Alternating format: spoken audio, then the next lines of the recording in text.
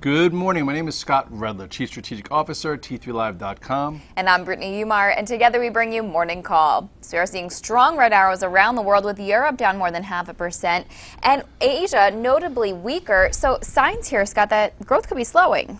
Well, if these were our markets, we would call it a day to take notice, something different. You know, typically the overseas markets have been taking all the news in stride. They've been yawning. If you remember, after that weekend when we didn't have the debt deal, markets here were down 14 handles, but overseas, they were down, up or down small. But then last night, you have the Nikkei that started up, down almost 2%. You had the Shanghai that I also think was up, down 1.2%. In Europe, 0.5% across the board. So to me, that's one shot across the bow, and we also had another one yesterday as well. Right, and now with this morning, we have our markets down about 10 to 12 handles. Why don't you show us the levels that we should be watching? Okay, well, if you look at the chart of the S&P, I just think that we're extended, and the bulls have been getting a little spoiled. And anytime, even just like a child, if someone's spoiled, you got to hit the hand a little bit, and let's see if that's all we're going to get here in the SPX. And if you look here, you had a huge, just say, trend that's been intact since last November, going all the way up. Here is when, about 10, 11 sessions ago, we had the reversal. You take a closer look here to see what's really cooking, and you'll see that, when we had that breakout failure in May, that led to about a 5% decline. Remember here, we went to new highs, couldn't hold it. Then you had the head and shoulders top pattern, had a decline. Then we broke to new highs again, had a decline, and then this was the last move. So here we did close okay. So today could feel like it was a little bit of a trap for the bulls. So we'll see. Yesterday's low is 1746, which we're opening around. Then you do have 1740. I'd say 1740 is probably a spot where the bulls should make a stand.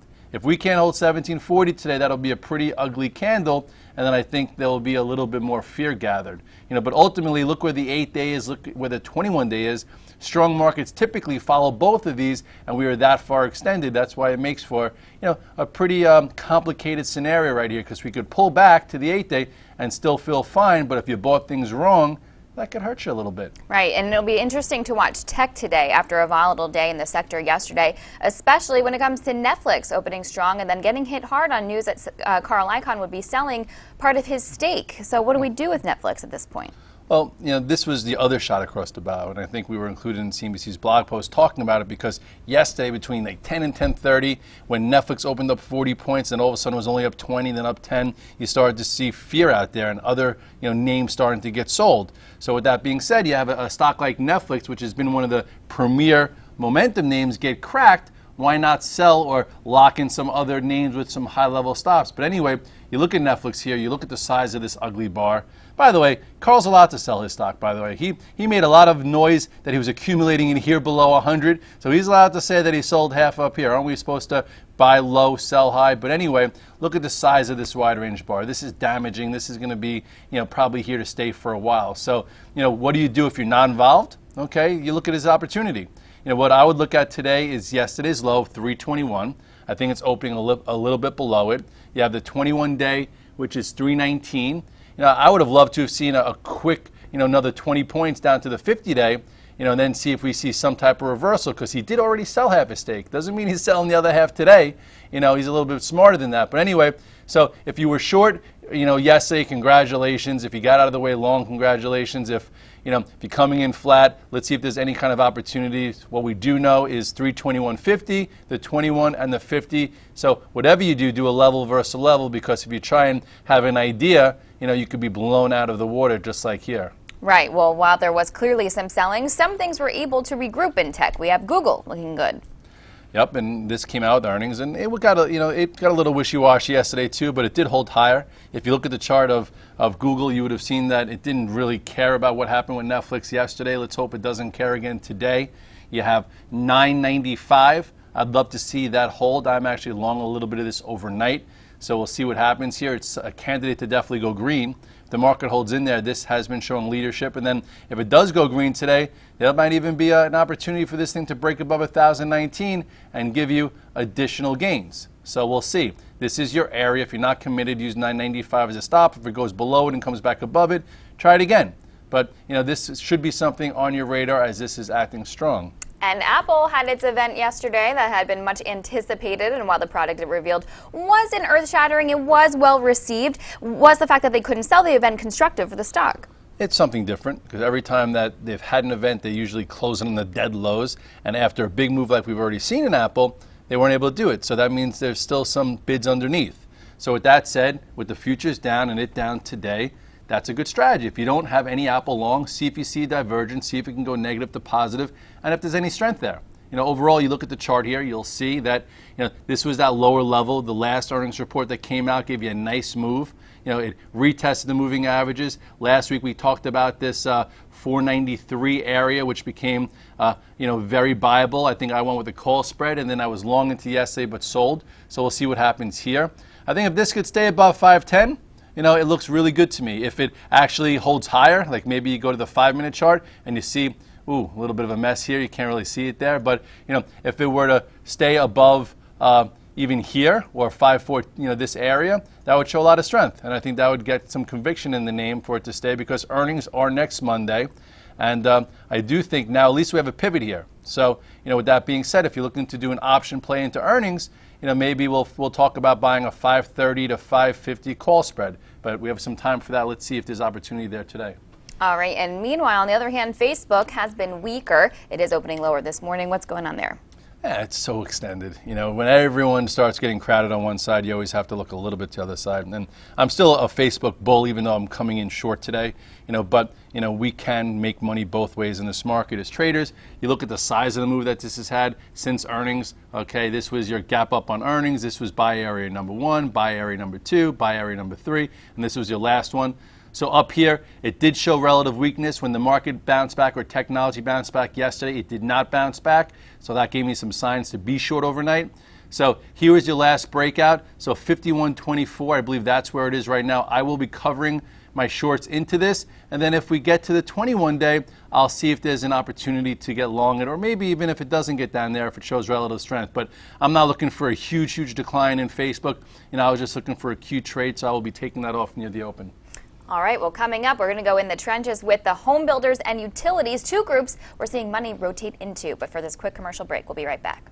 I'm Evan Lazarus, Chief Knowledge Officer for T3Live.com. You don't become a great trader by watching videos and taking courses. You become a great trader through live screen time. Accelerate that learning curve by tapping into the experience of seasoned professionals. Currently, we're offering 5-day free trials to each of our 4 mentoring rooms. In the mentoring rooms, we teach our strategies in the context of the live market. To sign up for a free trial, go to the T3 Live education page, fill out the form, and get started when the next trading session begins. We hope to see you in one of our mentoring rooms.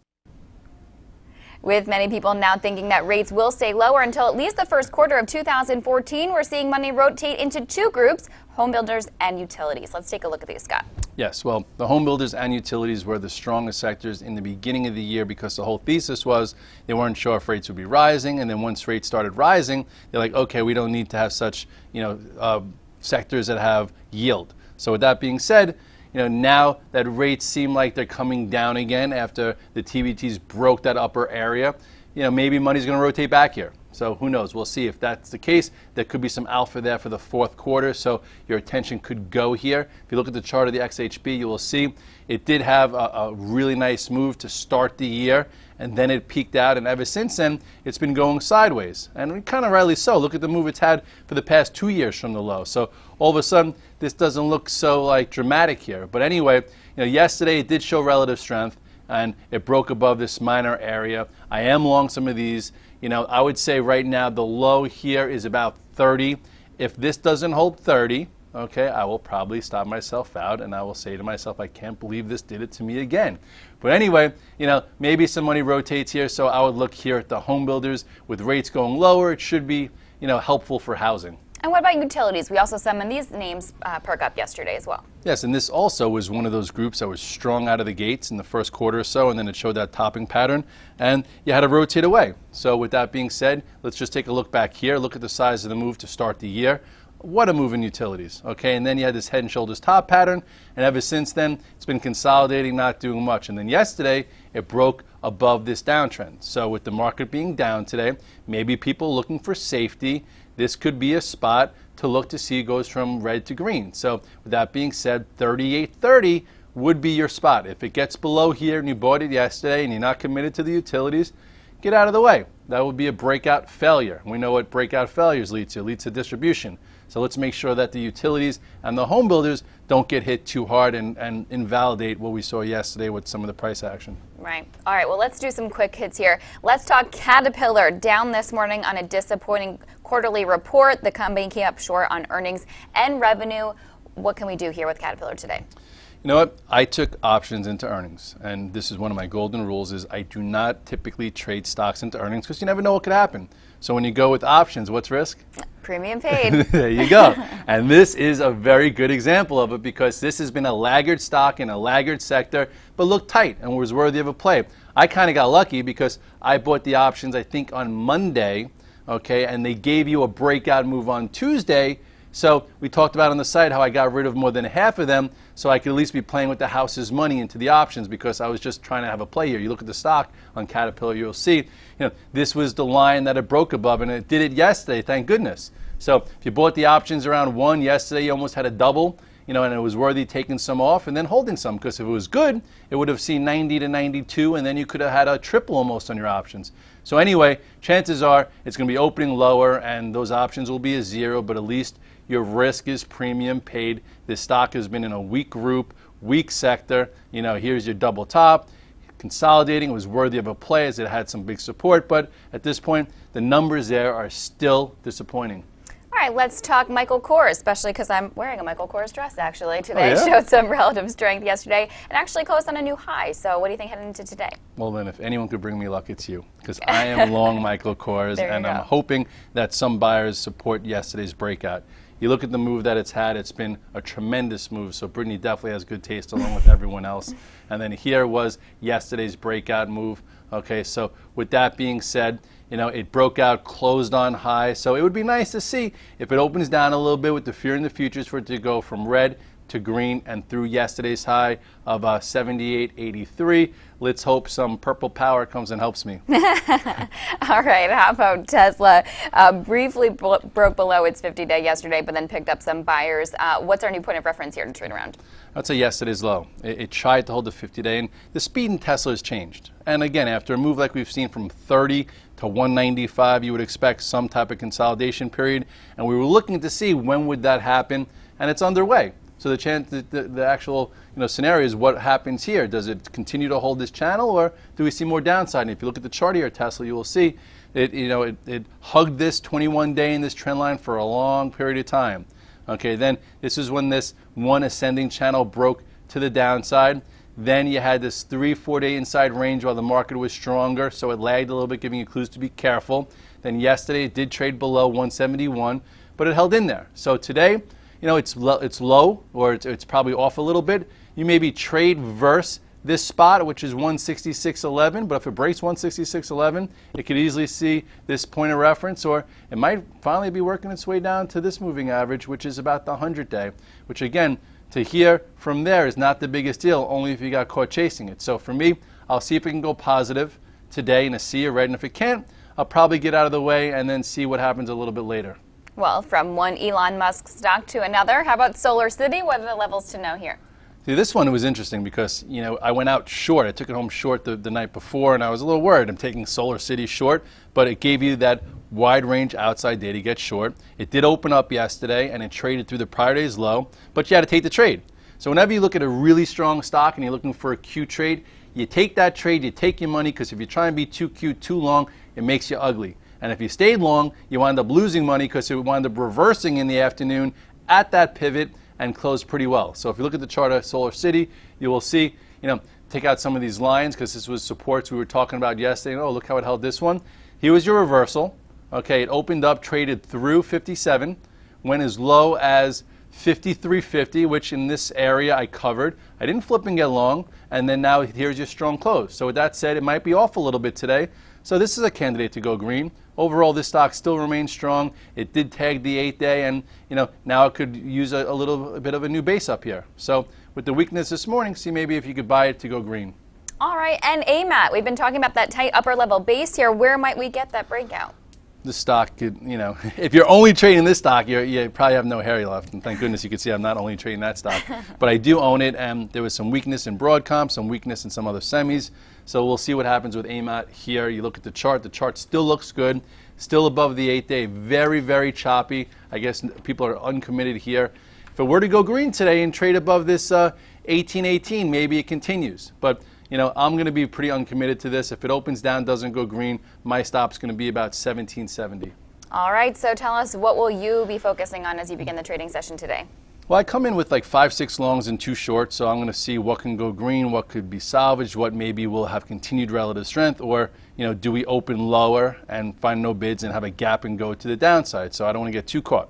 So it's been a nice run, right? It's been 10 sessions. We went from 1655 to 1755, 100 handles. We're extended from the 8-day and the 21-day in the S&P, so we could pull back. So you didn't want to start buying dips too early. But pressing the short side has not been the way to go, whereas, you could sell strength, and there have been some shorts, but if you just look to press, that's been a complicated trade. So for me, the first hour or two will be important. I'll try and manage some of my positions, figure out what's going on. I'm definitely going to cover my spiders and cover my Facebook, and then figure out if some of my longs can go green, salvage some, and then see where else there might be some opportunities. All right, and with that said, happy trading. Have a great day.